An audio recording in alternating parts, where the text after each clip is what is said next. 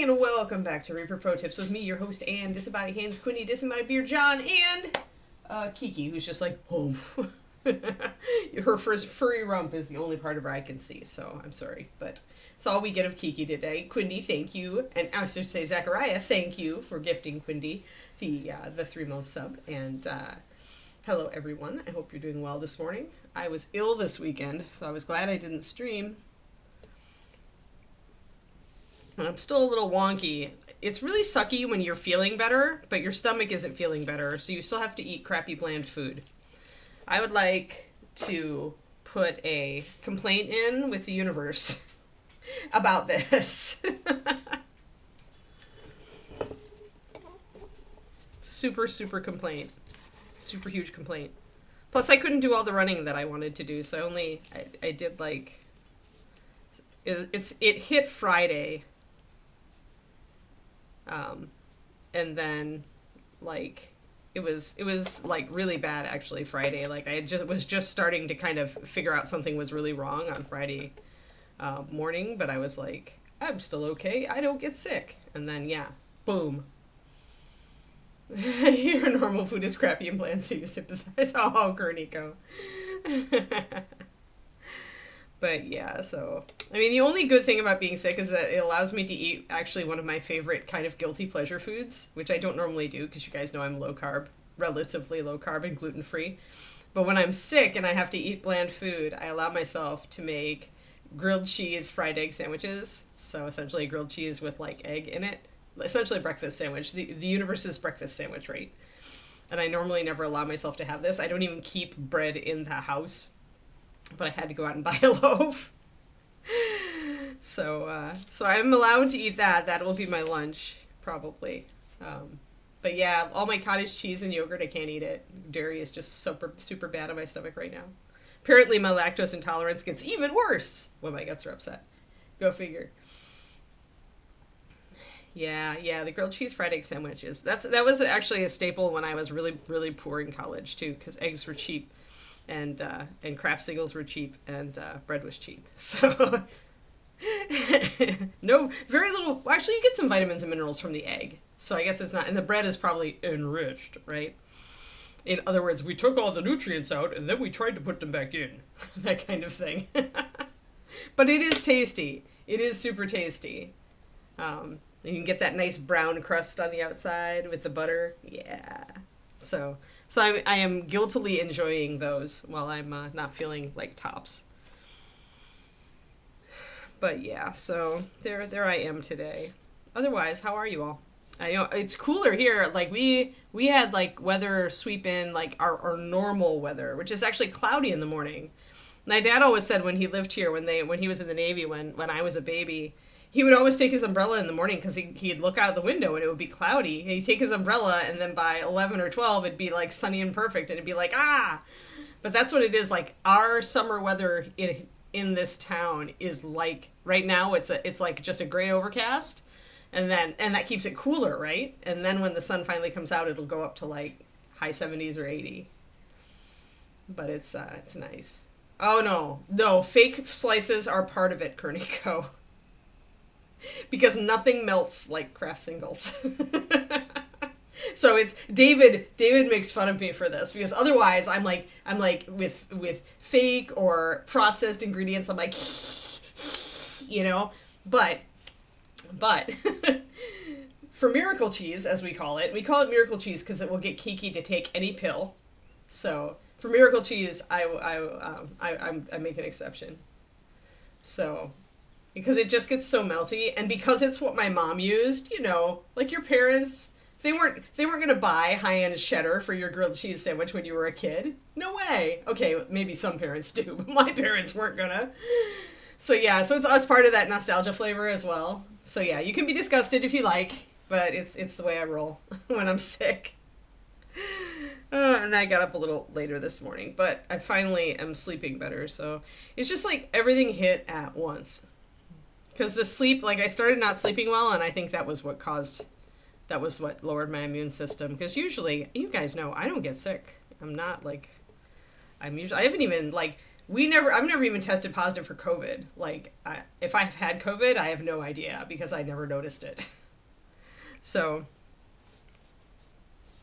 Mars bars and salt and vinegar chips. Yeah, it's really good. That's a good one. Those are good junk foods. Those are good, really good. I used to love Mars bars. In my top list of candy bars for sure. Alrighty, let's see here. We are going to work on gold and silver today, or gold and steel, I should say. Let's do the gold. Let's just do it fast. Rich leather, russet brown, brown liner. There we go. But yeah, the biggest sad that I have is that I wasn't able to like keep my running up, right? Because usually on the weekend I do more running, and my race is coming up at the end of the month, and I'm out of town this coming weekend for Kiki's nieces and nephews litter evaluation, so I'm not going to get to exercise there.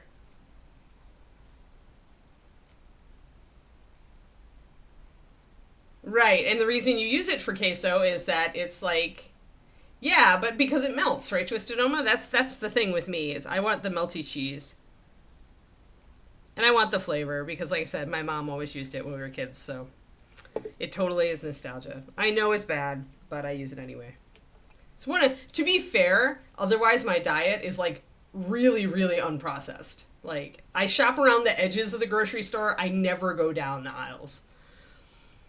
Everything I eat is pretty whole food at this point. So there are some small exceptions, but when it comes down to the grilled cheese six sandwiches, it's gonna be grilled cheese food. We all have our quirks, right? We all have our food quirks. But yeah, normally I would have gotten a 3-mile run in this weekend. And the damnable thing is I've been looking forward to it because I switched my running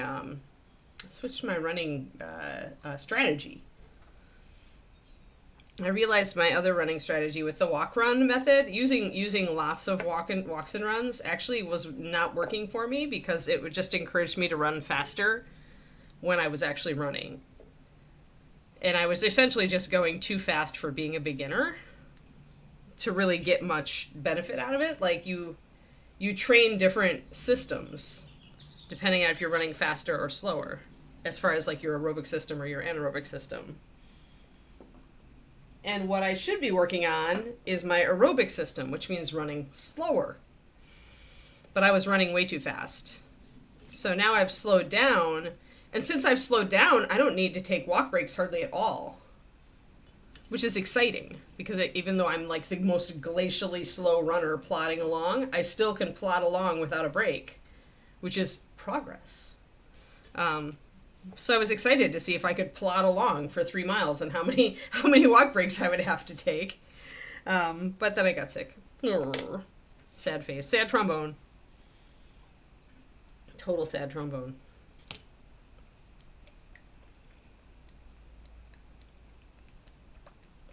Velveeta and Rotel queso. Yeah.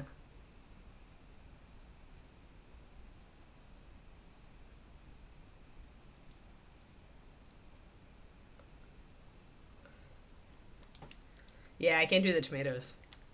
I don't do queso in general. Like, the problem with quesos and dips in general is that I always want to eat them with glutinous, carby things. So I tend to avoid that sort of thing. Unless it's a special occasion, then I let myself indulge. If we're at a restaurant and there's really good, like, fresh bread, I'm not going to say no. Then it's a butter conveyance device. But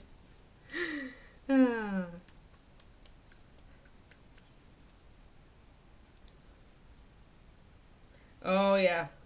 All you ate was grilled cheese and bread and butter pickles. Oh, yeah. No, that's our struggle meal. Yeah, your brain. Brains are dumb. Brains are dumb.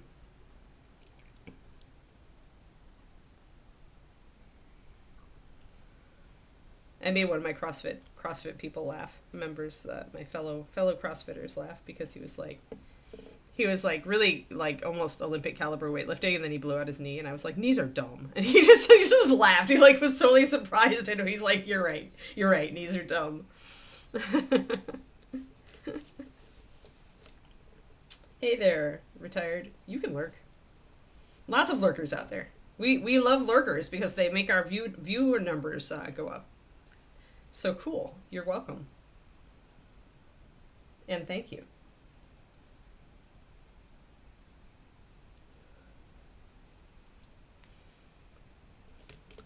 Yeah, I do love butter. I eat very little of it these days. So that's another reason that the grilled cheese and egg sandwich is awesome, is that I of course get to, like spread the butter along the outside of the bread to make it nice and brown and crispy. All right, I am setting up my colors, and then of course I'll show them to you guys as always. At this point, I've got a very stable lineup for NMM gold or yellow colors, at least on 28 millimeter, when you really wouldn't be able to see the difference unless it was like taking up a lot of area on the model. So we've got a mixture of russet brown and brown liner to be my shadow. We've got rich leather to be my base coat. And then you've got your lantern yellow to provide the yellowness of the gold. I will be mixing some things into this as I mix up these colors, and then pure white, of course, because we need pure white to be there so that we can have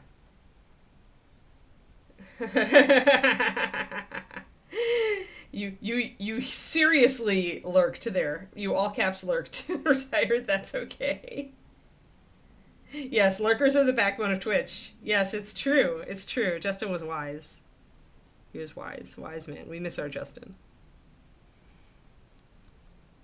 Not that Disembodied Beard John is not, an awesome, what would we call that? What do we call that position, Quindy?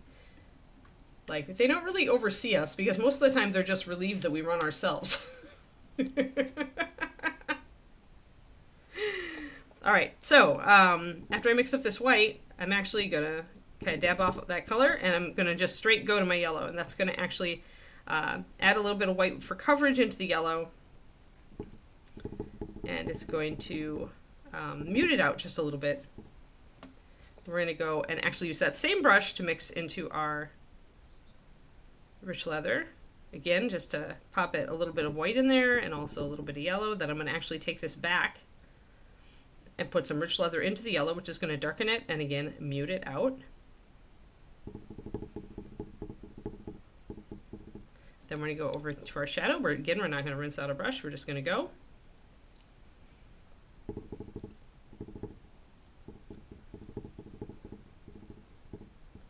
And we're not going to, I could mix this into here if I wanted to take it a bit darker and give it better coverage, but I think I'm going to just stick with my rich leather at this point. So sometimes I do a backward and forward mix, and it really just depends on how much, like what kind of gold I'm doing. In this case, all my gold is tiny though. It's edges and little fixtures, and it's like just like the little bands around the edge of the armlets and around his cloth and stuff. So it's very small. So essentially, I don't need a lot of subtlety. I don't need, a lot of blending. I just need to pop these colors in there. So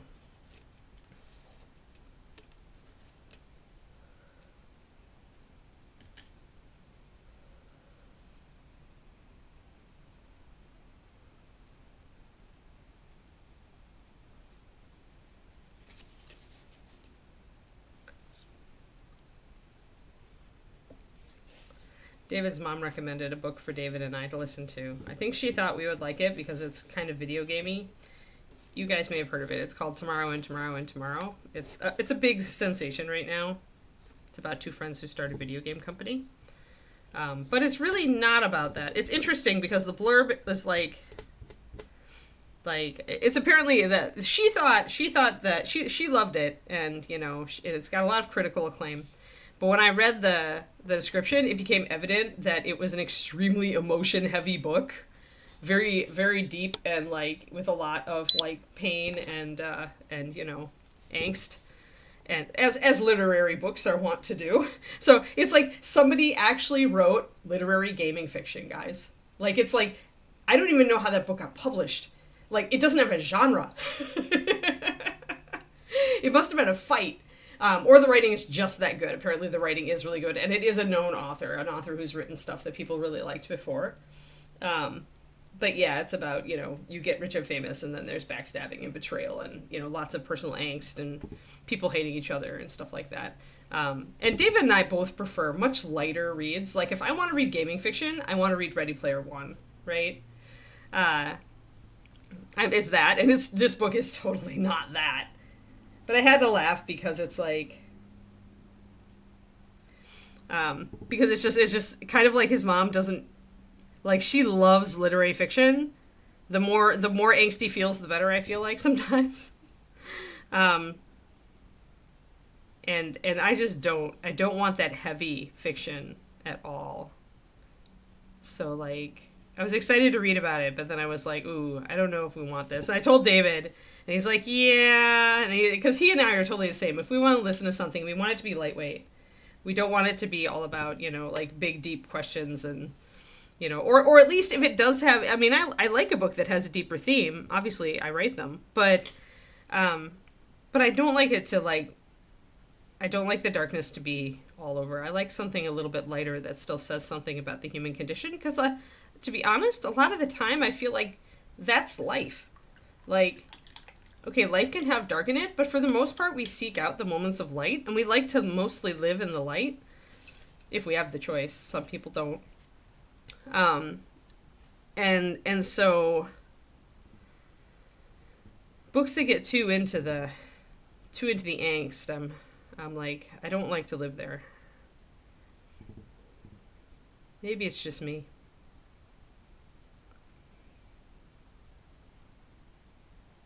So this is an odd one, to NMM. It's being held downward for one thing. So I'm really just gonna stylistically do this, which means interspersing light and dark, and making sure I put white over the upper edge. So mostly I'm just gonna, here, I'll show you guys. This is just pure stylistic NMM. It's not realistic at all. Yep, romanticy's all the rage now. Yeah, and you know what? The thing is, the romanticy, like, when I look at the books that they say are romanticy, they're not really. They're fantasy with a strong romance, like, B-plot. But it's like, it's not like it's like, it seems like, I don't know. It seems like so many fantasy books already fit that genre, and it's like they're making it a new genre, but it's not really a new genre. If you guys, I don't know. Maybe it's just me. It's cool that you went to a book festival, though, Thormel. All right, so what we're doing here is, again, I've got my yellow, and notice I'm just doing yellow, yellow. I'm going to put shadows in here.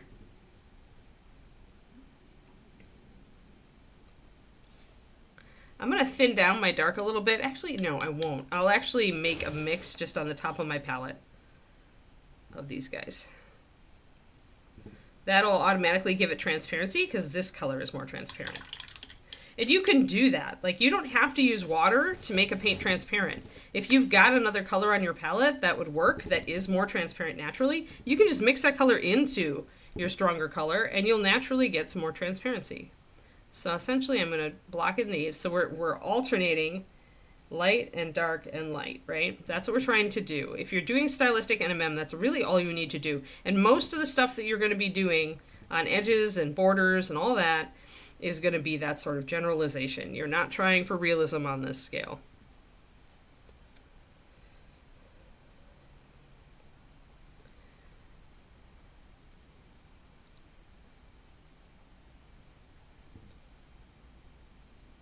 But yeah, anyway, I attended a webinar on romanticy not long ago, and that person was like treating it like it was very different, like it was very much a 50-50 with romance and fantasy. And I guess, like, I read one of the things, I really enjoyed one of the books that I picked up to read in that genre. But again, I felt like the main plot, the character's main character development plot, was actually stronger than the romance plot. And so I'm still a little bit dubious. I'm like, it's kind of like people who are like, cozy fantasy, oh yeah, all these books from the 80s fall into that. And it's like, well, I mean, insofar as they don't have extreme sex or violence, and insofar as, the characters, are the focus, right? Yeah, there's a lot of fantasy, even sci-fi books, but fantasy that from the 80s and 90s that might fall into that category. But if you really look at Legends and Lattes, which is like kind of the start of the cozy fantasy craze, it's not just that. That's not the only thing that you need. So now let's put in, and the reason that I focused a highlight toward the bottom of this little diamond is that it's a reflection, right? So the top is dark, the bottom is light, and then we're going to put the top light because the light's coming from above, right? So let's grab our white.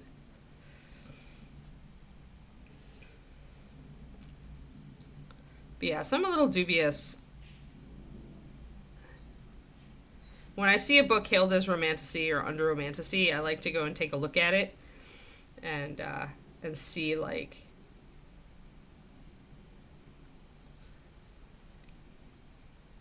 kind of see if I can tell, like, where they're coming at that from.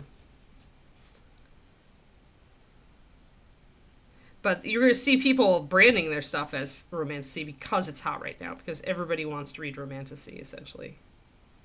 Which is good for me, because when I write Kuroniko's book, the Werewolf Paladin fantasy romance, it's not going to be a pure romance. It's going to have, like, a magic system and plot and adventure, because that's what I write, let's face it.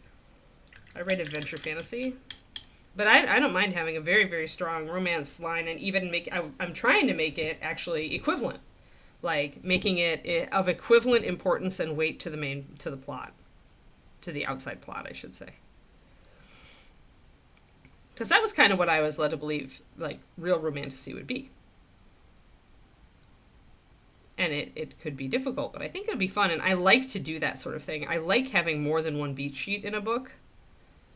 Beat sheet being one of the ways to organize your plot. Like, I did that with East of the Sun and the West of the Moon. There were 3 separate beat sheets, right? One for Ash, one for Sadis, and one for Sola. And interweaving those was really fun. It was a job, but it was really fun. Hey, Smallish Sam, thank you for the resub. 15 months, great. Religious disaster fantasy fiction. Yeah, that's sad. Yeah, sci-fi is struggling right now. Except for, like, I mean, you do have every once in a while, you have stuff like the Expanse series, right? And you have Andy Weir's stuff, which is excellent. But it seems like, at least when I'm looking at indie authors, the indie author stuff over on the Reddit, so many of them are wanting to write just a mashup of science fiction and fantasy. It's like they don't want to go into the hard science and they don't want to extrapolate. They just want to write it as magic or something, Or maybe they just like that mashup. I've never been a huge fan of that mashup, but I do read a couple of series that are definitely a science fiction fantasy mashup. I mean, that's technically what Super Supportive is that I'm reading over on Royal Road that I love more than anything. Adore, adore, adore. I love it so much. But the author does such a great job with that. Although even there, like, it's like any sufficiently advanced technology, right? But I feel like people lean on that. Okay, so here we are. Now I've got that sharp line up on the top here, right? An edging. Now, although you do the white edging all around, like, weapon blades and stuff, often on smaller fixtures like this, I won't do white all around everything. I find that it's a bit distracting. You all have to buy it too so we can get a sequel.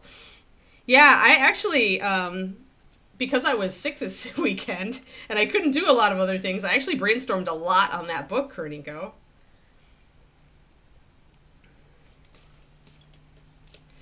And I've got to say, like, this is going to be an interesting exercise for me. When I was in high school, I actually championed romance novels, even though I didn't read them very much. Like, I would only read one every once in a while. but I would champion them because people assumed they were badly written. And I'm like, no, no, there is well-written romance out there, right? And so I enjoy a well-written romance. And for me, then, the challenge with this for you, Kuro, is to write it, to make a romance, something where the romance is as strong as the regular plot and is, meets my standards of good writing.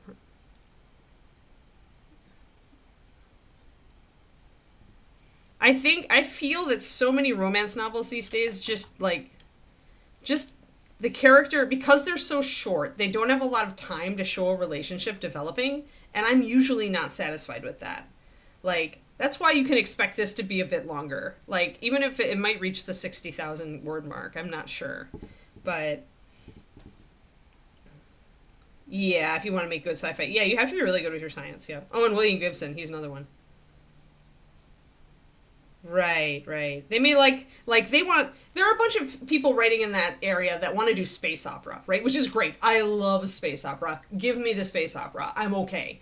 I don't like hard SF most of the time unless it's very engaging, like Andy Weir's stuff. He makes it really interesting.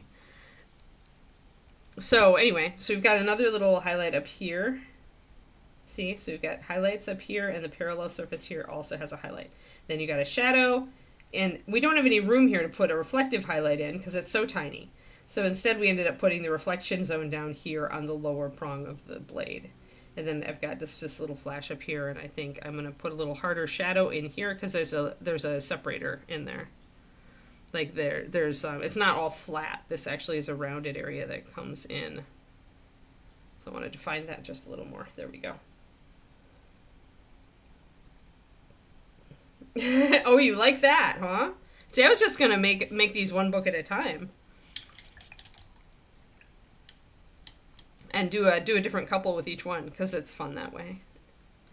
But I think we don't have a lot of romance in the Bear Kings stuff, just a little bit, because that's really like Bear Kings is really my frolic into adventure, like serious adventure fantasy. I love it so much.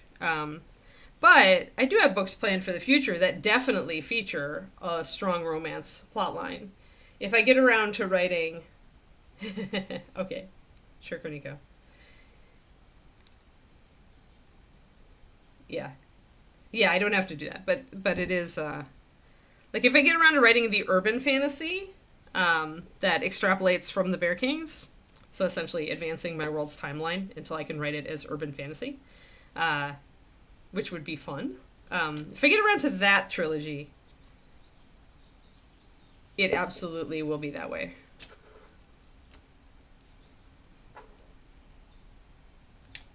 Because that's like a 3 books with a character who's like really, really opposed to falling in love and has mostly because she has other issues. Lots of other issues.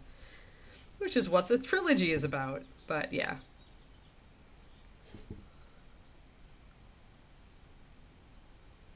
All right, so up here, we're just going to kind of generalize here again, because this is going to be like a cloth or a gold ribbon, right, that's sewn in around the face.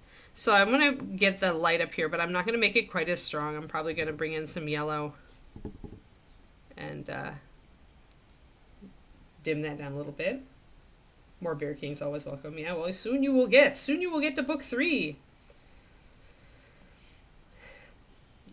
So anyway, so we're going to highlight, we're going to have a shadow there. Remember, we highlight, shadow, highlight, right? So there's going to be a shadow here because it dips a little bit as it comes around over his eye, and then swells a little bit around his cheek. So that means we're getting another highlight right around the cheek, right? So we're going to bring in some yellow.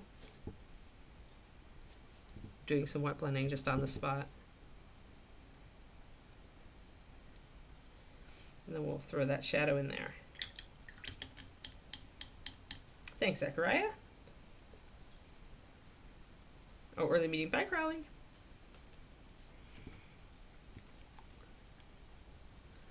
But yeah, it's my liking to Kuro to have a slowly developing like relationship. It's far more, for me, it's more rewarding.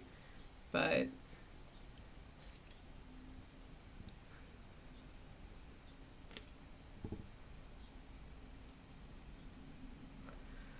But for this little romanticy thing,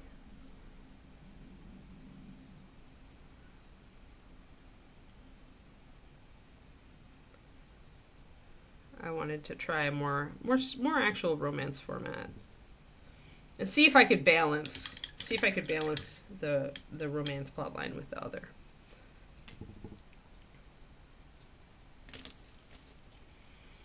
But yeah, I don't know. They're like if you talk to any writer, they will tell you they have so many books in their heads. Like we never will have the time to write them all. So I'm trying to like kind of keep myself under control there and not brainstorm too many things. Luckily, I have enough like future series that I'd really like to work on at this point that I'm really not in the market for anything else. I think that this just writing the stuff that I currently have in my head is going to take me a decade and a half.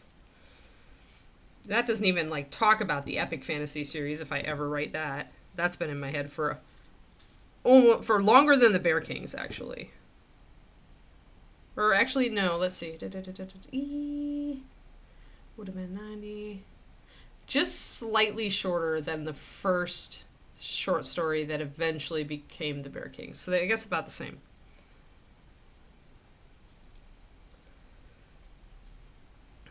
But epic fantasy, man, you know, every fantasy author wants to write an epic at some point. And you just kind of roll your eyes because you know that if you have a fantasy author who hasn't written an epic fantasy yet, they want to. So we'll see if I ever get there. It's so much work because it's so much world building. Because it's part of what epic is. Yep, way too many books. That's why you have to write faster, Rain. I've just come to that conclusion. You just got to write faster. I must get them out. I must get them out of my head. Although the romances, I think, the romanticities, I think are going to be fast. They feel fast to me. Like they feel like they're going to be fun and light, and I like fun and light.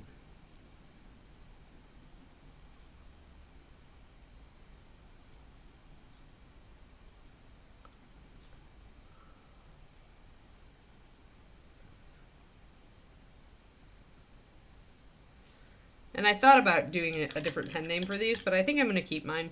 Because I am planning to have a strong, like, adventure type of feel to them. It should still feel enough like adventure fantasy. It's just going to have a stronger romance plotline, that's all. Than the Bear Kings. So I think it'll still be on brand with my pen name. Which is something to think about. You know, when you're a writer. Is pen names. Pen names and branding. But something tells me these books are going to feel a lot like my other books, and so I shouldn't need a pen name, another pen name.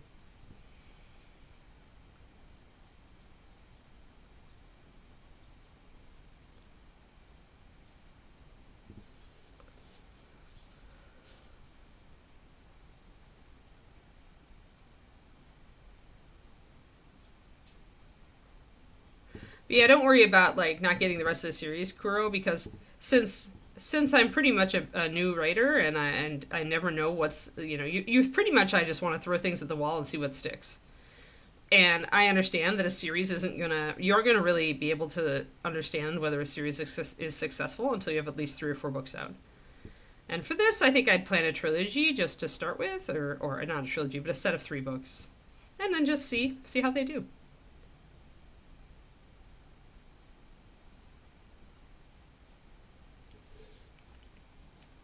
So again, we're kind of generalizing. Oh, I need to get in focus. There we go.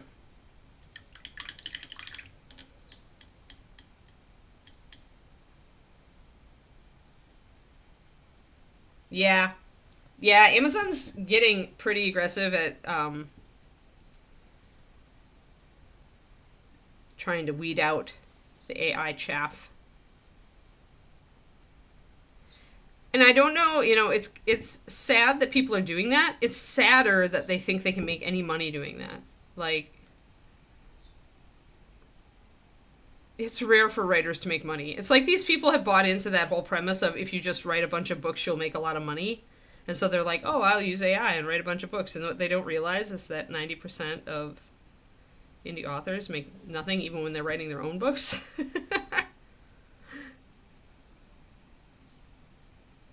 Oh, lordy.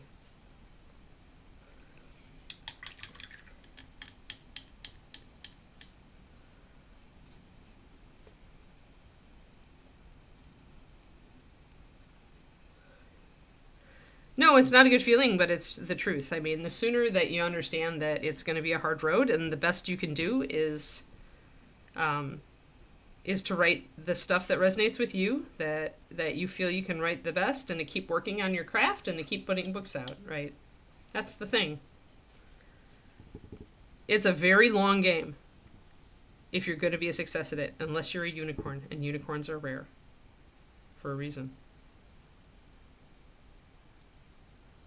And there are many very, very good writers out there that have to fight for any amount of success. So if you are a decent writer and you stay in the game, eventually you should start building a fan base. But it's a cumulative thing.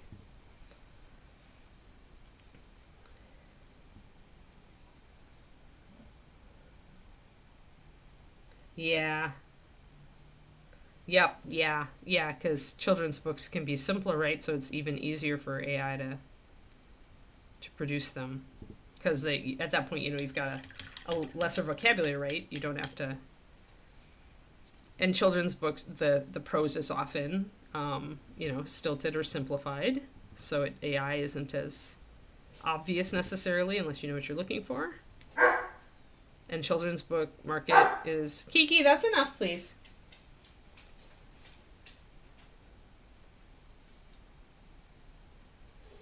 Yeah, I could see that it's sad. But yeah, I consider myself a good writer. I got into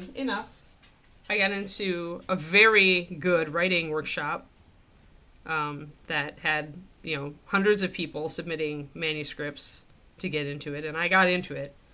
So I know I'm in the top percent as far as like my writing, thanks to that. But I still don't even make $50 a month from my writing having 2 books out. And I knew because actually some months I'll make more than $50 a month. But it depends if I have promos running or whatever, or if I have a new book, so it varies. But in a normal standard month where I don't have a new release or a promo, that's what I'm doing.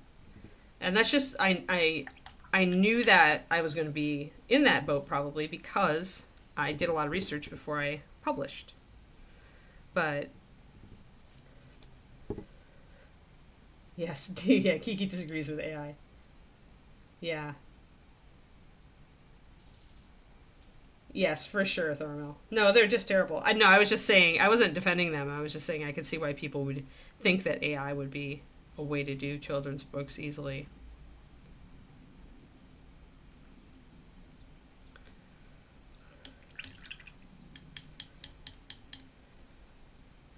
But yeah, that's why you want to just get the book written and put it out, because it's going to take you a while. And the sooner you start getting your stories out there, and the sooner you start building your backlog of fiction that people can read from you. Plus, the more you actually write and complete books, the better you get at it. But understanding that it is a long game. And that's great, because it takes the pressure off. Your book doesn't have to perform immediately. Your book just has to be, like, the best you can do at the moment. And then you go on to the next one. And then over time, your promotions are going to be, more worthwhile because you'll have more books out. Advertising will start to actually pay for itself. Things like that. But it's a business. All right, let's get that gold is... Oh, I need on the other side of the hood. Oh, yeah. That's fine. Cool, Thorma.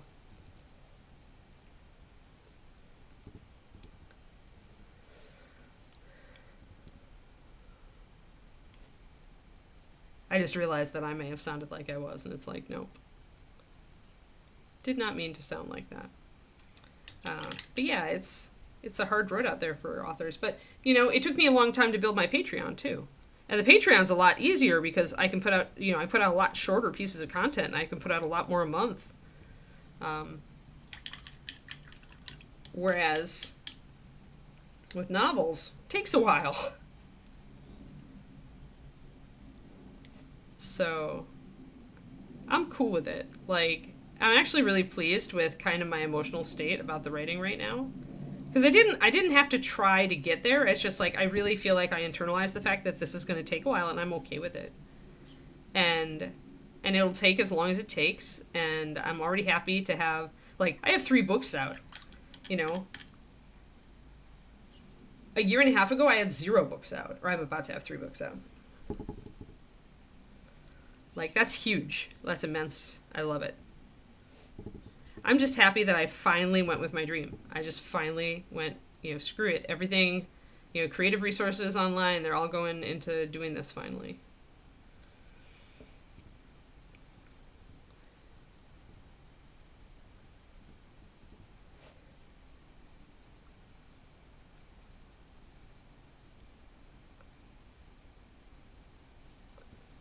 All right, so again, and we're going to blend this in just a bit.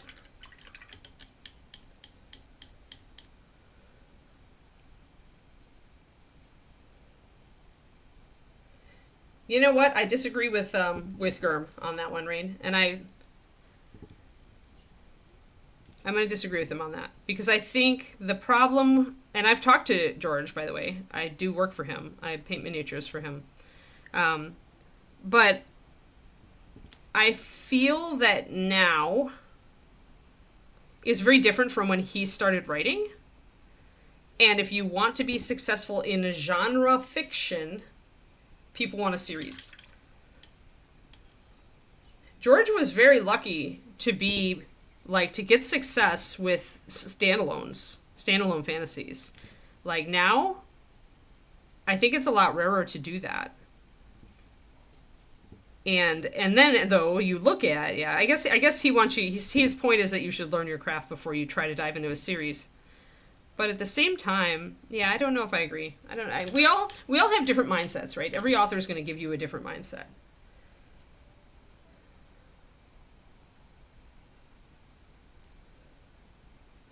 But I do agree with him on starting slow and building up. But I think you can do that with a series. I think it's challenging. I mean, it's challenging for me. Will I regret it, though? No, because this is this is the project that inspired me enough to have the oomph to try. And I feel like if the project that gets you to get off your butt and write and publish your books is a series, you should go for it, whether you're a newbie or not. I think whatever gets us going, whatever gets us to take the jump, the leap of faith, is the right thing to be working on. Like, what's the worst thing that happens? You don't finish a series? Welcome to the club with 60 zillion other writers. You know, will your fans be disappointed? Honestly, if you have enough fans at that point to be disappointed, you probably will finish the series because you'll be, you know, presumably people will be reading it. If nobody's reading it, nobody will care if you don't finish it. So you're fine. And then if you get an audience for it later, you can finish it then. I know indie authors who have done that. They're like, nobody is reading this, and they just drop the series. And then 5 years later, when they've got 2 other successful series, people come back and say, hey, are you ever going to write another book for vampire elves? And they're like, oh, you want one? So it's freeform. It's so freeform. And you can't, like, the only mistake you can make is not doing it. The only mistake you can make is letting fear freeze you and not publishing. Like, that's the only real mistake, I feel. That and maybe, like, closing yourself off from learning. Like, always be open to improving your craft and improving your business sense and improving your knowledge of the field. And never take anybody's, and it includes me, never take anybody's advice just at face value. Always ask if it's true for you. Like, if you hear something like, oh, beginning writers shouldn't write series, and it makes a little part of you die inside, obviously that's not true for you. And you should just put that advice aside, right?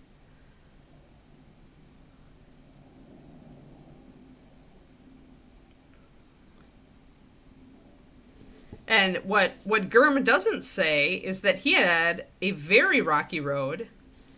At one point, they almost lost their house because there was no money coming in, and they got saved because a Japanese film company wanted to take one of his short stories and make it into a short movie, and that actually saved their house. So, like, there was a lot of struggle in there before he got so much fame and fortune, right?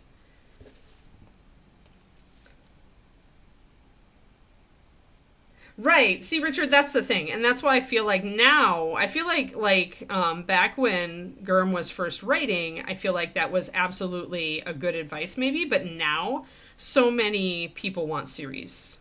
So many readers want series. They love being able to immerse themselves in a world for more than one book. And I feel like now too, a lot of new writers are actually quite savvy and quite decent. Like, sure, there are a lot of them that aren't, but there are a lot of new writers that are good writers that have spent a lot of years agonizing over their craft and really trying to improve before they put out their first book. And even if you don't, I mean, like I said, if you finish books and put them out, you will improve. Up to a point. It's like painting miniatures. Just paint miniatures, and you will improve up to a point. When you get to that point, you will no longer just get the free improvement. You will have to work at it. And the same is true with writing.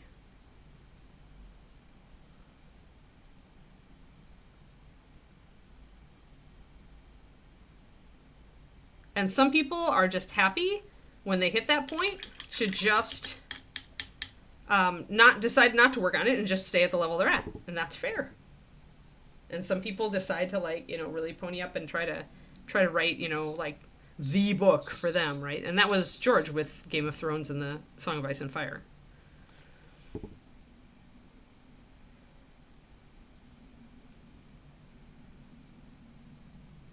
Oh, Summer Floods, yeah. But yeah, in general, though, I agree with you, Richard. I think that these days people want a series. They want immersion. They want to live in your world. And so if you have a series in you, you shouldn't discard it just because you're a new writer. Be aware that it's challenging. Like, right away, I'll tell you, it has been challenging for me to write this new book in my series because I've had to go back a lot to East of the Sun and West of the Moon just to make sure I'm consistent. And that's only going to get worse over the next several books. There are some people online that will say, write a series, but write all the books first and then put them out. And that sounds like, decent advice in that, if you make a plot thing happen in book 3, you're like, oh, I can foreshadow this in book 1. The downside of it is you don't even know if your audience is going to want these books. And so you spend all this time writing 3 books that people might not even want. So, again,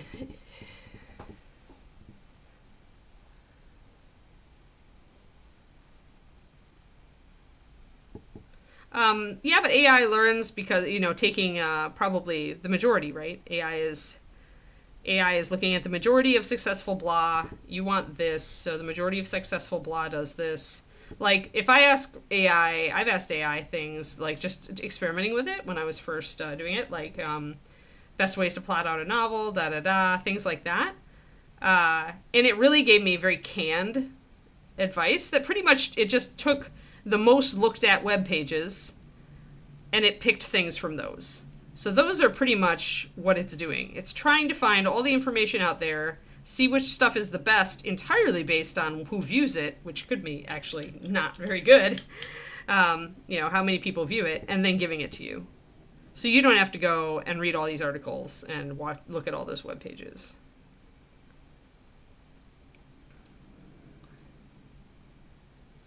And that's great when, as long as there's not, like, noise, right? But there's always a little bit of noise.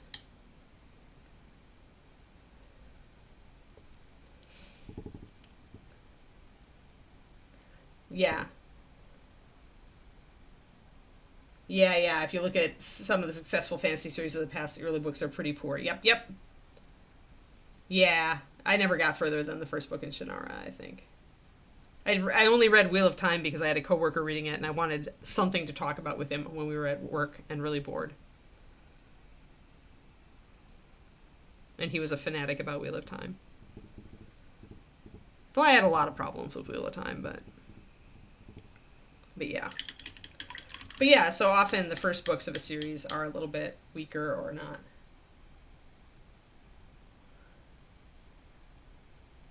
Oh, bog factor should be cool bog habitat, but isn't that the same thing for you, Thormel? Like, honestly, if a trail is flooded, doesn't your inner bog person just go, yay, the trail is flooded, let's see how it's affected the habitat? Come on. Be real here. But yeah. I don't know. I am a writer who does not use AI. I haven't found it to really help me out much. Part of that, though, is that I am very much an idea person. And if I give myself just a little time to think, I can usually come up with something better than what AI gives me. Bye, Quindy. We'll manage to somehow exist without you. I read up to book 8. I think I stopped with Path of Daggers. Oh, you can. I mean, you shouldn't use it. Or sorry, if you want to use it, you should at least play with it. I find playing with it very, very interesting. I have a friend who's a writer who is very good at it. Like, very good at, like, he knows exactly how to, like, when he asks it questions, he, like, gives it all these conditions. It's like, he must have a programming background. I have no idea. But somehow he gets it to spit out stuff that seems more interesting than what I can get it to spit out. He uses it when he runs into a problem with his plot, and he needs help figuring out a way out of his plot. Because he's written himself into a plot corner. Your inner bog person. Oh, but Thormel absolutely has an inner bog person.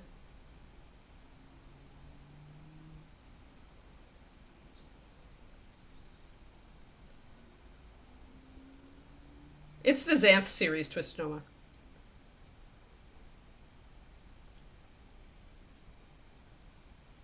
Yep, that's the Xanth series. Very popular back in the day. Yeah, your inner bog person is an outer bog person, exactly.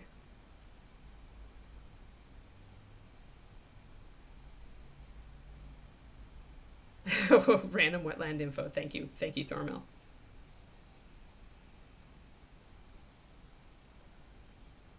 It's a swamp, bring a snorkel. That's great. So on the back side of this little side of the blade, I'm just giving it some under reflection here. Because I've got that white highlight at the top. So I just want a little bit of light on the bottom part.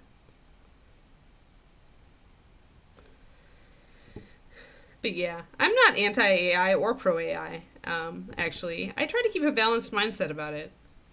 And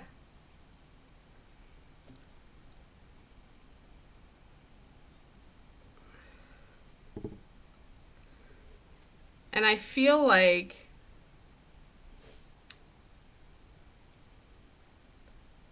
I don't know. Initially I was sad because it does take technically some jobs away from the creative industries. But at the same time, there was a post actually on my Reddit, my self-published Reddit this weekend that kind of made me go, huh. Which is that, should I really be sad that it's taking some jobs away from, say, the editing, the book editing business, when in reality, the book editors are making a lot more money than the indie authors who are paying the book editors? I don't know. It's complicated, right? It's so complicated. But I'm not pro or con. I'm not pro or con. I'm just, it's here, we'll see.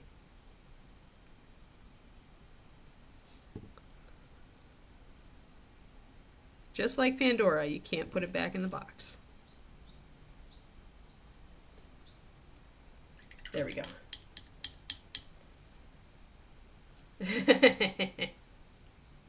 Yeah, catfish can get big.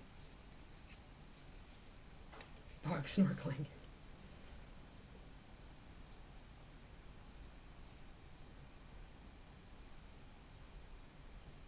Yeah. Going down the hill the wrong way and end up thigh deep in squishy horror. No!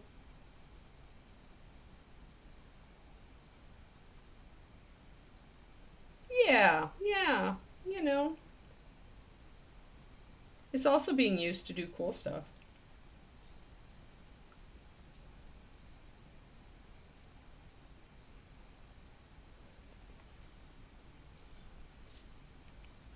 Alrighty.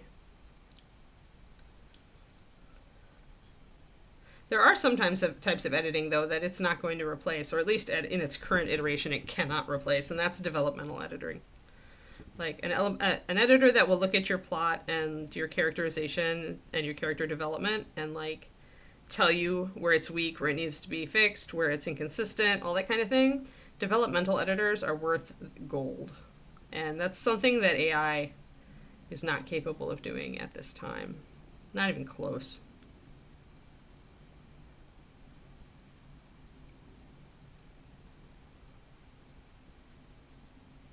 So we're going to just hit with a really pale yellow. We're just going to hit those little studs on his belt. Yeah. You are totally a bog person, Thormel.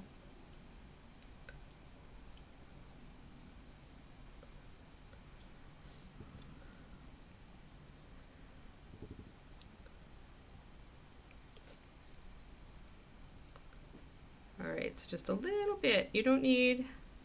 I use a pale yellow instead of a white here because I want it to still read as gold. Not that you're really reading anything at this scale. But, again, it's so tiny.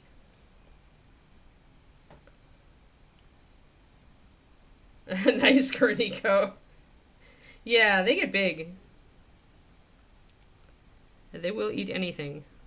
Oh, I hate to say this, Cornico, this is going to horrify you. It horrified me and grossed me out. Today, maybe I shouldn't share it.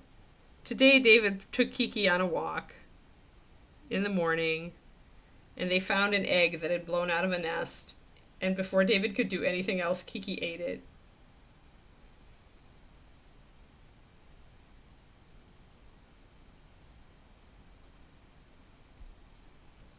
Oh, I know. I'm like, she ate a baby bird. He's like, she ate an egg. I'm like, with a baby bird in it.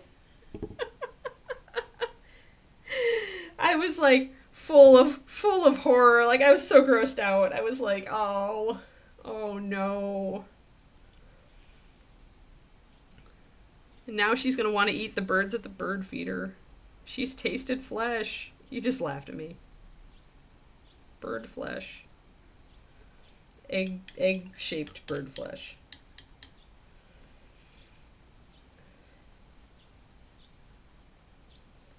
Yeah.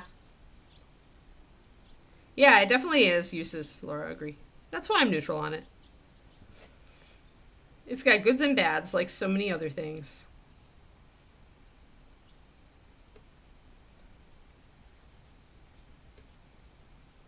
Get that little clasp there. I know, that was what I said. I'm like, I guess you already love chicken. That's different, Richard. It's different. It's like it would be like her like pouncing on a wild bird if we were out on a walk and devouring it. I would be like, oh,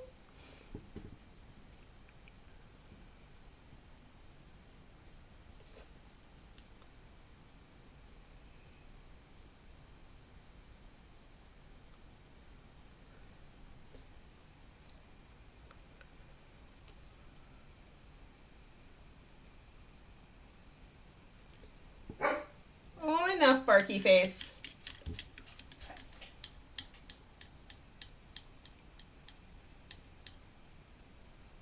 I don't know. She's got a pretty cast iron gut, Kerniko. I think she gets the cast iron gut from the Wetterhound breed. Yeah. Yeah, Miss she's giving me an offended look from the doorway. I do not have a cast iron gut, Mama. Oh, and then she laid down. She's like, Mama's making fun of me.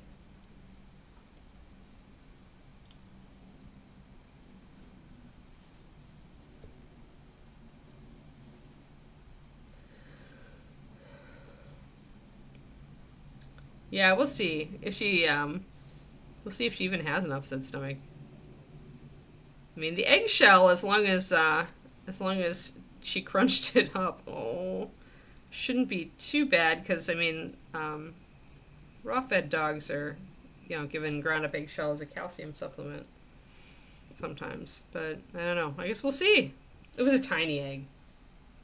She just wants more eggs. Actually, I should have blamed David. He gave her part of an egg last night because we had made a bunch of deviled eggs for Michael's party that I couldn't go to, so we didn't go. Or we'd make a bunch of boiled eggs for deviled eggs. So I actually made some of them. I was making some of them into deviled eggs last night for a protein fat snack that wouldn't irritate my gut. And David gave her part of an egg. I should have blamed him. Said, yeah, you fed her an egg last night. And then she smelled that egg on the ground, and it smelled the same. And she was like, oh, it's an egg. I eat those now. I'm totally blaming him. Totally.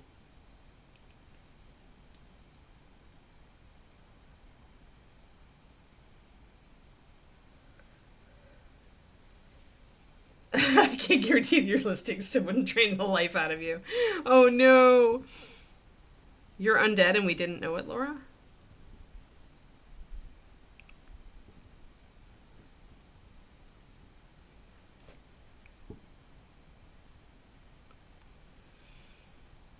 In other news, Quindy, I've decided that I hate my Fitbit and I'm replacing it. It stopped giving me my maximum heart rate on the workouts dashboard. And I'm like, I need that info. And it used to be there. And then it just, poof, disappeared one day.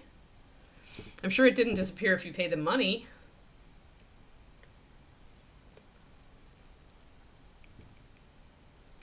But that was kind of the last straw because now that I'm like running training, I need that info. Like I can get it on my watch itself. If I look at the readout right after the workout, it will appear there still. But then that readout like disappears super fast now. Like I used to just leave it up on my watch until I clicked the side button. It would stay up and I could look at it once I got home after I cooled down. But now it just goes away. Like good luck. So I'm disgruntled. My grunnels are very dist. So I was stalking my new sports watch this weekend. It's not cheap, so it's a good thing I haven't bought any Games Workshop expansions lately. My Fun Money fund actually has a fair amount of fun money in it.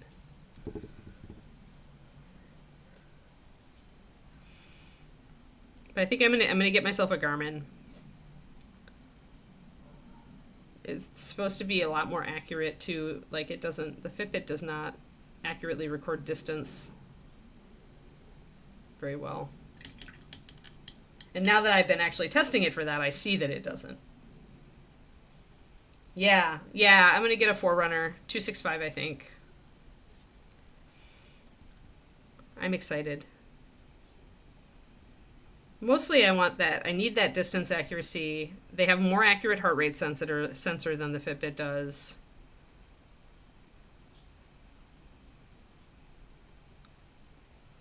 And they'll do a lot of other stuff too, so. I did research before I decided.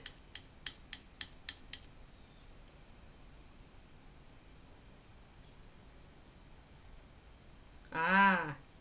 One of the Charge models that isn't large. They have a small one. I don't know. They do have a smaller one. But I'm looking at the running ones and those are bigger, but I think they've got smaller models. It's just I decided I wanted a real running watch. Quote unquote. And so I'm actually still split because I actually kind of want the bigger face on that, but I am going to be wearing it to sleep, and that's a good, like... But then I wear this monster, which is... It's not little. It's quite large. But most of the time I'm sleeping on my back, so I don't even feel it. Alright, I think we've got every gold bit done. Yeah. All right, let's do the blade. Whoop. Yeah, okay, we got time. Yeah, can I be sure I'm excited if I have an accurate heart rate monitor? Exactly. Ah, yeah, that makes sense. Yeah, I don't know. I assume Garmin does have like more svelte models. They've got a bunch of different ranges. Though they have mostly made their rep in this market with sports watches, so I don't know. Hey Clavicus, thank you for the resub. 51 months. That's insane. Thank you so much. We appreciate it. So we're gonna grab our cloudy gray. I used to sleep on my stomach when I was a kid. I shifted. I'm glad I shifted because when I had all my surgery, there was no way I could do it. I had actually that was when I started sleeping on my back. It's because I had to. There was no other option. My mom trained herself out of stomach sleeping by essentially wrapping a pillow around her middle. So she trained herself just because she also had a medical thing where she couldn't sleep on her stomach anymore. So she had to sleep on her side or her back. And so she strapped a pillow around herself with elastic and had it on her stomach, and then she retrained herself.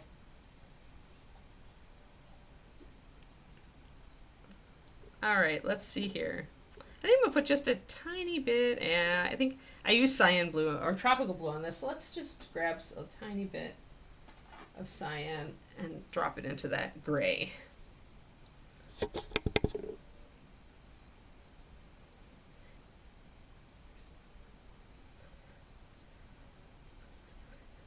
Yeah, I don't know, I just got so disgruntled at the Fitbit lately. I need something that can measure my distance accurately. I need something that can measure my heart rate accurately. And like, I was tempted because actually I realized I've been using the walking setting for my running. But I don't know that I want to go to my running setting because I'm betting it'll tell me I'm burning more calories when I'm not, right? Like, how does it even? Like, why does it matter? But I'm running so slow, right?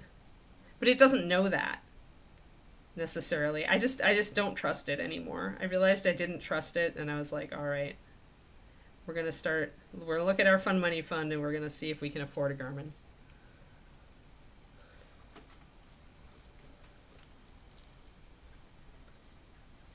Oh, interesting. Yeah.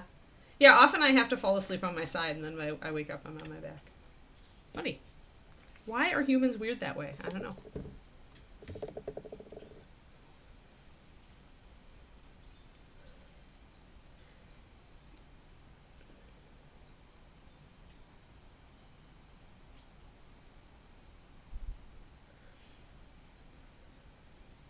Yeah, that's why when I had saltwater tanks, I had lionfish twistodoma because I didn't care if they got yoinked off of the reef. It was actually better for the reef if they got yoinked off of the reef to live in my fish tank. Alright, so I just put a little bit of blue in there, but it's going to probably take over a bit.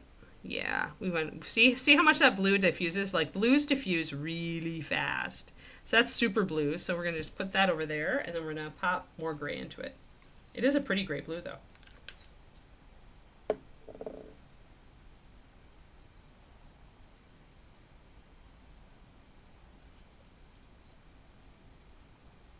Oh, really? I do double check when I first enter a new food, usually I do. I have noticed lately though that I'll enter in a food and then it won't actually show up on my day. Like I'll hit save, especially when I'm like hitting a food and then I add the other foods that usually go with it.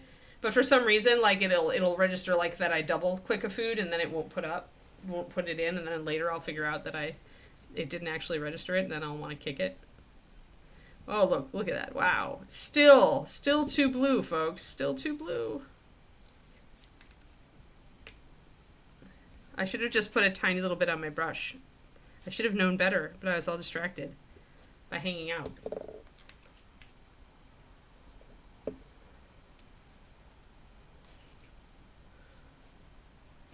But yeah, there's just so many reasons. So many reasons. And I know nothing about, like, that's better.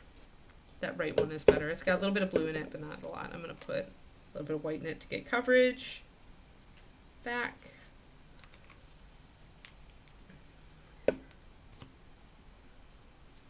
There. We'll pop that on.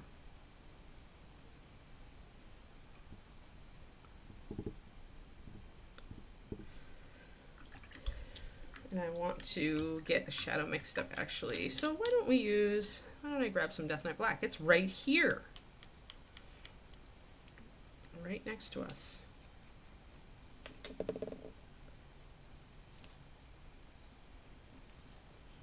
Oh yeah.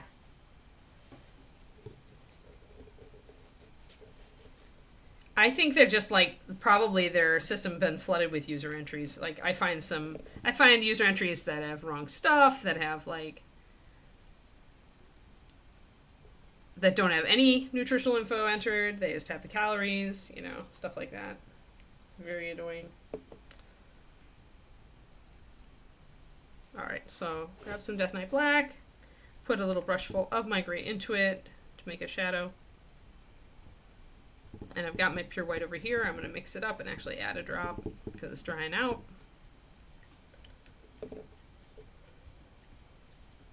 Oh, interesting. Yeah, I don't scan barcodes. I always just made a custom entry if I couldn't find it in. I just typed all the info in. And since I eat the same thing, you know, so much of the same stuff every day, I don't notice it. Because my diet is really stable.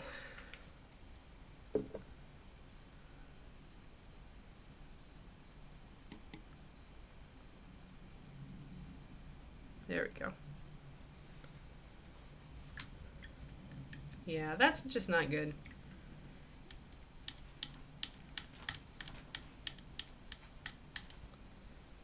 It's sad. It's just sad. I'm just sick of it. And I'm like, gonna buy it for myself as my 5K present. I was gonna buy the hot tub as my 5K present, but I think that the inflatable hot tub will have to wait. And the David is still not sold on it anyway. I need to work on it more.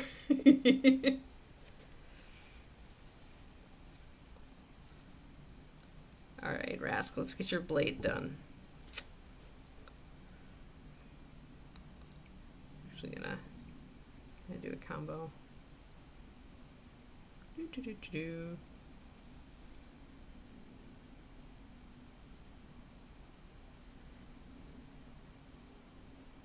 Yeah, I always use the food tracker. Just because I've realized that I can't lose weight without tracking what I eat. And, you know, I don't know about Garmin's. I need to look up and see how people rate theirs. The thing is, though, I still have the Fitbit app, and there's no reason I can't keep using their food tracker if it works for me. So we'll see. I've switched food trackers before. I used to use the Lose It app. I like Lose It only because, like, when you lose a certain amount of weight, it tells you in dog terms. So, like, it was like, you have lost a Border Collie worth of weight. You have lost a Welsh Corgi worth of weight. It was actually pretty freaking hilarious. I approved of it. It's little congratulations messages. Yeah. Hey, Roger. Yeah, it was cute. Yeah, I didn't mind the Lose It app. I liked the Fitbit food tracking app when I first started it. But, yeah.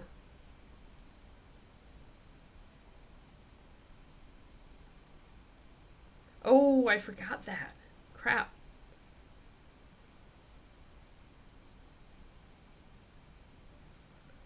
So I have a thing coming up that I just got reminded of. Apparently David's employer is doing a summer event at Great America Amusement Park, and it's Thursday. And it starts at 11.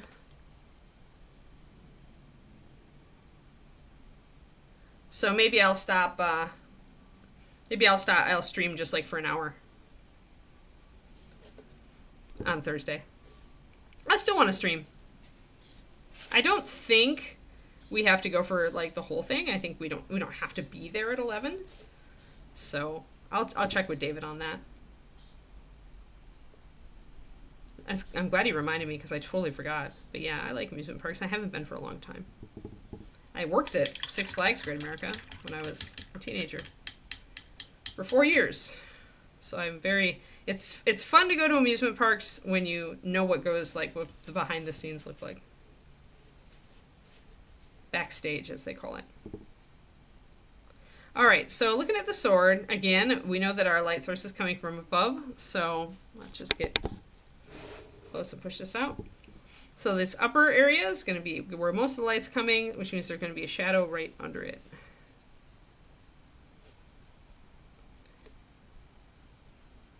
And then on Friday, guys, just a reminder, I am traveling, going to see Kiki's little nieces and nephew. Let's see if I have new pictures for you. Puppy pictures.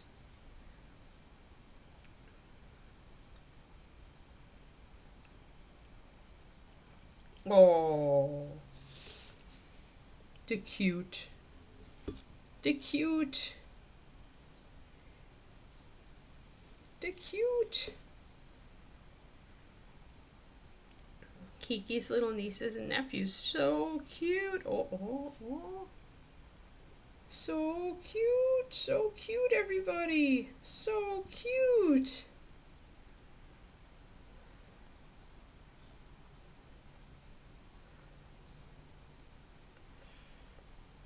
Oh, here we go. Up. I want muted though. I don't want, yeah, there we go. All right, you guys get to watch the puppy video. Hold on. Because you're my favorites, so puppy video. Oh. Go away. There.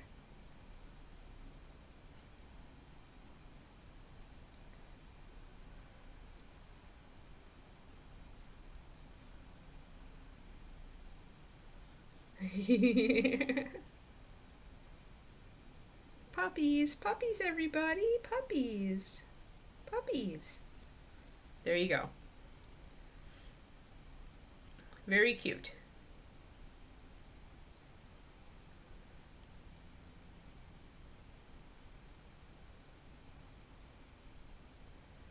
Let's see. Mindy always has a ton of photos on here. Ah, not what I wanted. Oh well. You guys saw a few. That's enough. That's enough.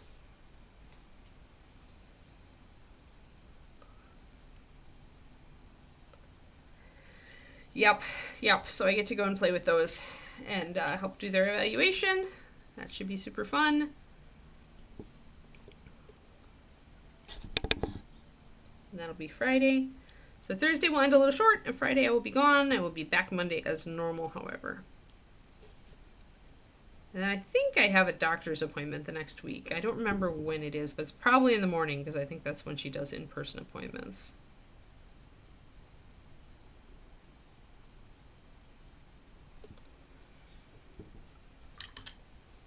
So I'm just going to put a line in there. And if I can, I want to wet blend it because it's just really difficult not to. Or I'll glaze like I did there. Yep, sorry, Twistoma, I already closed the phone. So when you're painting and you know the light source is coming from one side, you always have this area lighter than the other side. On the underside of the blade, I'm going to do everything darker. So I'm going to paint my shadow color over the whole thing. The only light that's going to be down on the bottom side is reflected light, so I'm just going to do the white edge around everything is next. I will be here on Thursday. We will end early, and I will be gone Friday. Yeah. Apparently, I decided to take some of the travel that's normally packed into my fall and throw it into my summer. 'Cause why not?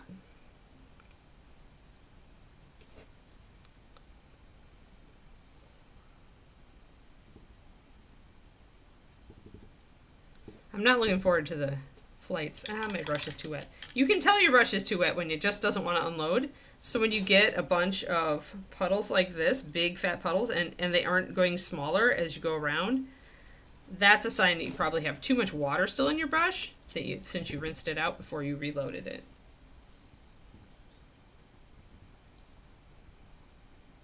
You're walking through a bog to get to a mountain. Thornmill should be there. Whenever there are bogs, I think of Thornmill. All right, let's get the edge going on here. Edging in white. That's the top edge. Yes. Yes, you should have fun. So you can use the edge of your brush to get the outer edges. Usually for the center one, you want to actually use the tip of the brush to do your line. And doing it a little bit at a time like this is just fine.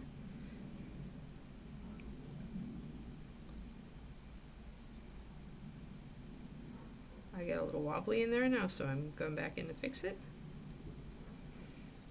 There.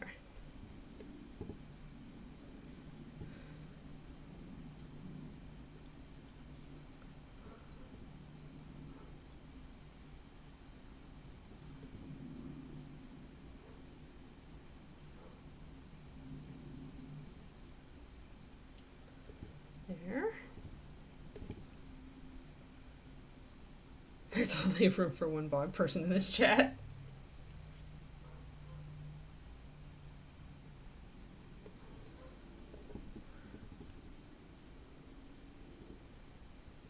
I think we can have a bog person for different countries. I think that as long as, you can't have more than one bog person per country, but I think it's fine.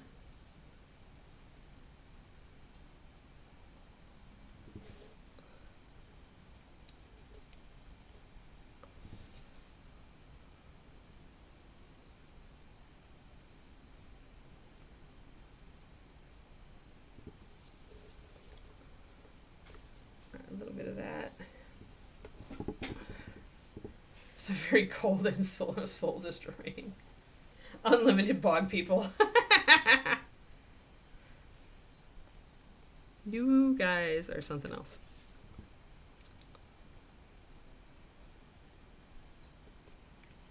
Alright, so we got the white highlighting is not so much showing up on that side. So I need to go a little bit more.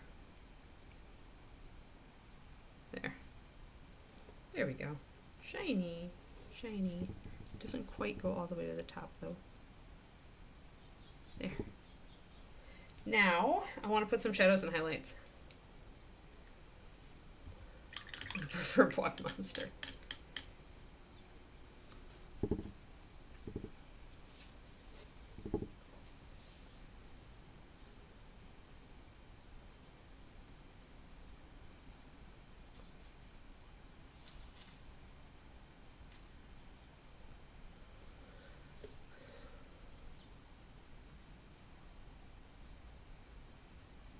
Alright. Just wanted to put a little bit of shadow up there. I want to bring the highlight up here.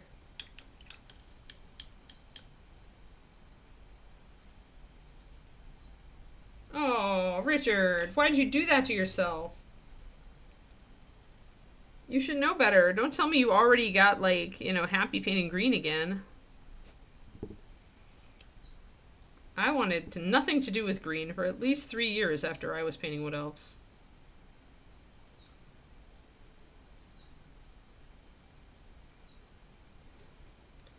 So we're going to make the light come up to a nice sharp glint on this area of the blade. We'll block it in and kind of blend it in.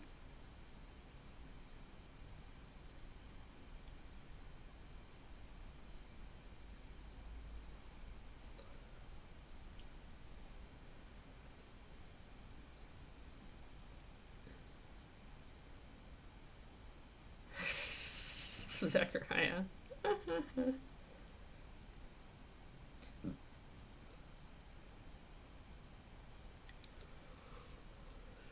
I made different units, different seasons. But yes, Wood Elves are the only army you can really do that with and be thematic.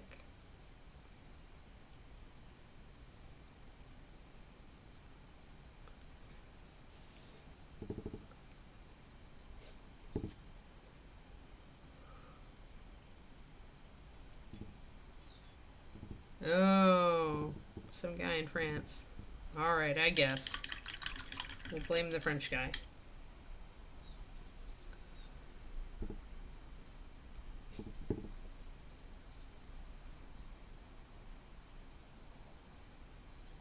Just want to blend this in, so I am essentially brushing some gray over the top of it.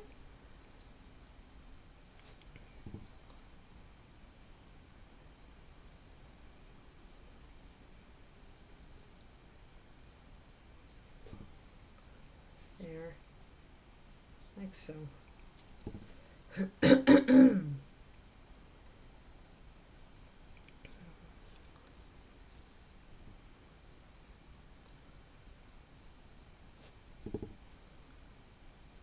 And I'm going to lighten the underside of this part just a little bit down here.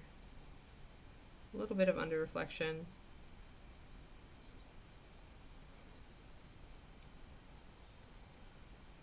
So that we can lighten this up.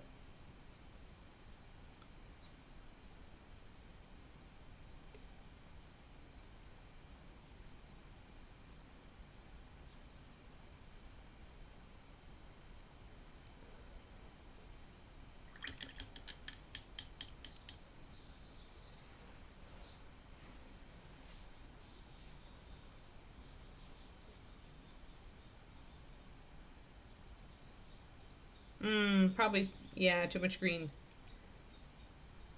Going with like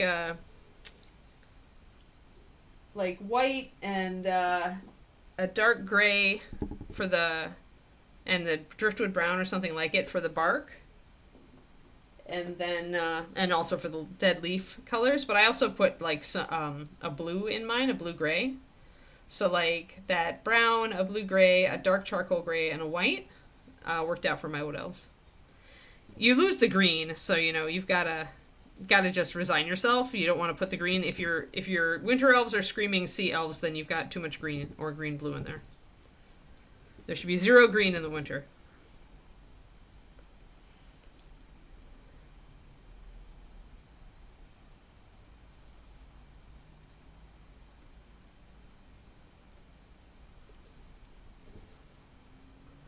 Alright, now I want to do some shadows under this. Oh, but it's time to end the stream. Well, let's do it real quick. Can do just real quick. And I'll just do a line down the center.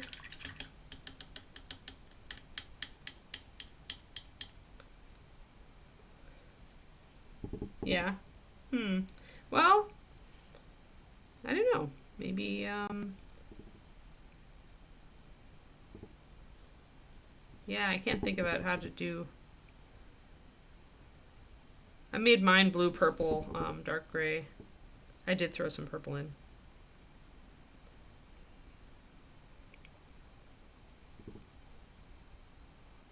Yeah, it's hard to make them match with the rest of the army because the color's gonna be so different. Agree. Alright. And I'll just put a little bit of a lighter gray in here just to give it some variation.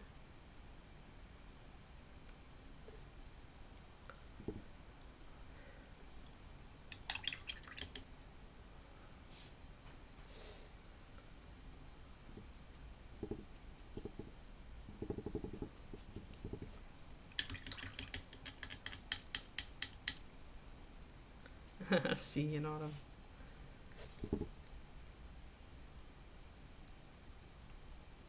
Three seasons is enough, because you know, for in the winter there'd be dormant, right? Dormant wood elves.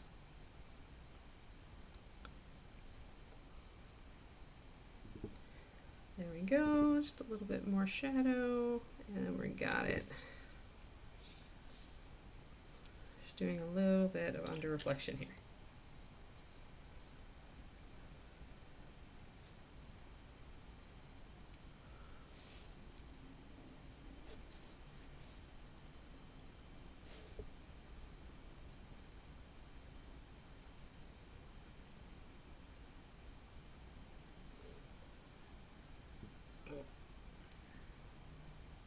There we go.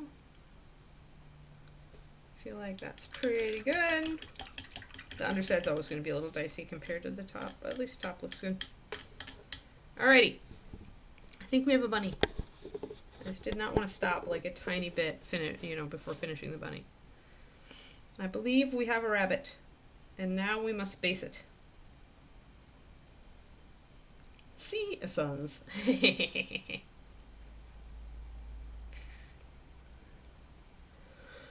Oh.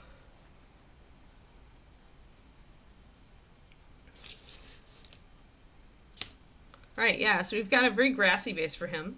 So we'll have to figure out how we want to do that. Make a base that's very vegetation heavy for this guy. Although I did mention I wanted him more of a city type, didn't I? In which case we have to cut off the entire base and think about putting him on something else. I'll think about it. He'll become another basing project for us as we work on our basing projects. I think maybe we'll just have basing day. I'm more and more thinking about having a basing day as part of our rotation.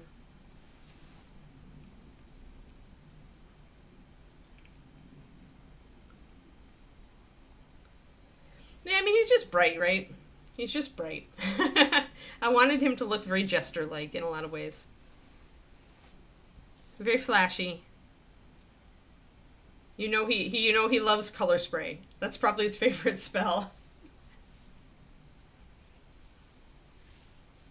But it's seldom that you have the opportunity to go this bright, and when you have a black and white skin color, you absolutely can. And so I took that opportunity. He's a very fancy bunny, yeah. He's the opposite of, like, although our other bunny was pretty. He's wearing a color spray, yes, exactly. He is his own material component. That's what I'm saying. So there we go, folks. Anyway, yeah, we'll put him on our basing rotation, and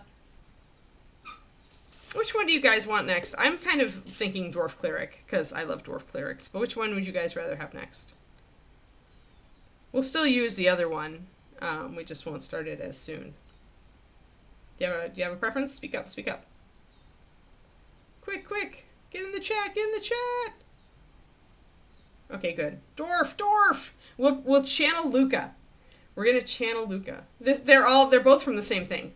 They both are from the first. These are the preview models for the Bones USA.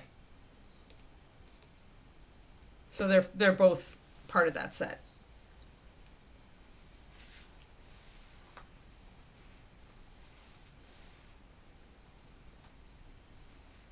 Yeah. So all right, we'll do Dwarf next, and then I'll put the Torch Lady somewhere else. Maybe she'll go behind Assassin Dude for there. I don't know. We'll figure it out, but Dwarf will be next. We pop her up there, and I'll pop Mr. Bunny onto the basing section, and we can think about base-tastic things. Although his blue stuff does not want to come off. It's like it came off of the wood faster than it came off of him. But yes, thank you everybody. Thank you, Quindy, as well,